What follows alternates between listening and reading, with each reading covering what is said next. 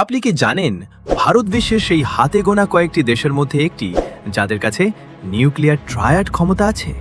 মাটি, আকাশ আর জল সব জায়গা থেকেই ভারত এখন পরমাণু হামলা রুখে দিতে সক্ষম। প্রথমত, মাটি।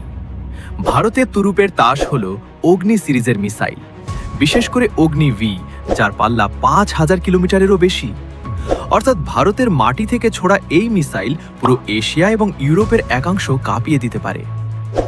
দ্বিতীয়ত, আকাশ।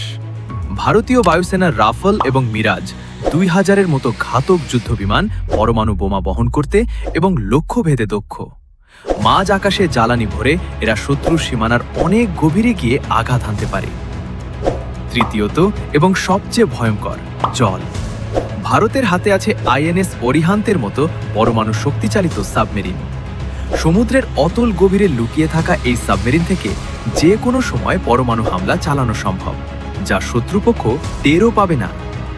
এই তিন শক্তির সমন্বয়ই ভারতকে বিশ্বের দরবারে এক অপরাজেয় মহাশক্তি বানিয়ে তুলেছে। দেশের এই গর্বের কথা সবার সাথে শেয়ার করুন আর সাবস্ক্রাইব করতে ভুলবেন না। জয় হিন্দ।